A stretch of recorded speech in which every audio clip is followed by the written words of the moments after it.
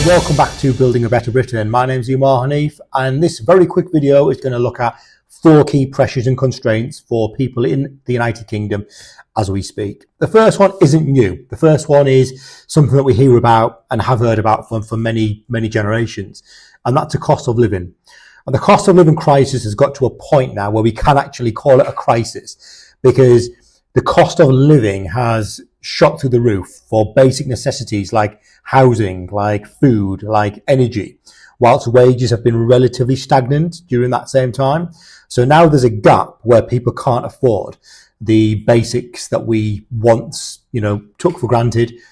And I think for me, there's a very easy fix. I think government can cap VAT on a temporary basis to ease the burden on essentials like food, for example, and energy. That would give consumers like you and I a 20% reduction in our bills and our costs. The second thing is NHS Crisis. I, for one, had to wait 3 weeks for a routine checkup to visit my GP last month. 3 weeks. And I didn't think that was acceptable. I pay my taxes. I very rarely go to the doctors. And it took me 3 weeks from making an initial appointment. It took me 40 minutes to get through on the phone, and then 3 weeks to actually get the appointment. So for me, that's largely because the NHS is overloaded, it's underfunded and understaffed. The system's at breaking point. That's not because immigrants are coming in. That's not because asylum seekers are getting the appointments that we need and deserve. That's absolute nonsense. That's a part of the pressure. But the real reason is because the governments for many years now have severely underfunded the NHS and have failed to attract the very best talent. People just don't want to be doctors and nurses and physios and all of those things that people once aspired to be, because the pay isn't very good comparable to Europe and the US.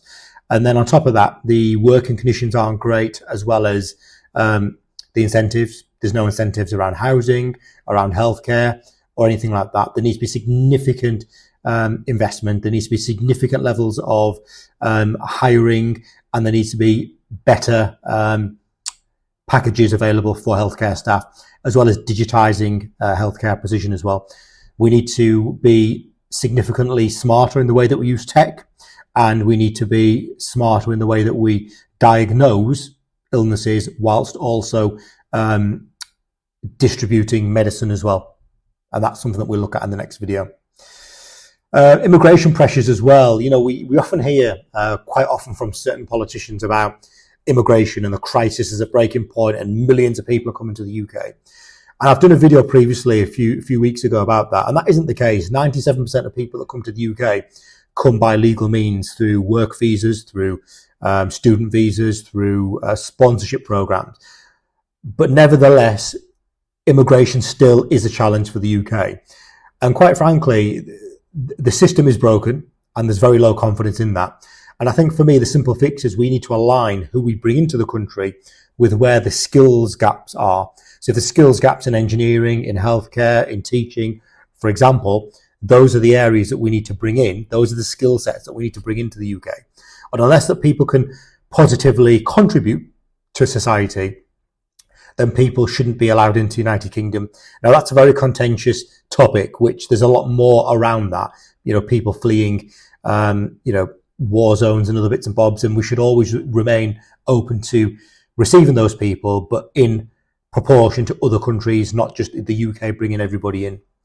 And I think as well that links to the next point, and that's political disillusionment. I think people are disillusioned very much so with this government, with previous governments, and I think people are feeling ignored. They're putting certain parties in power, and the feeling that they're just not being listened to. And we've seen recently with protest votes leading to the mainstream parties no longer having control of certain councils in the UK.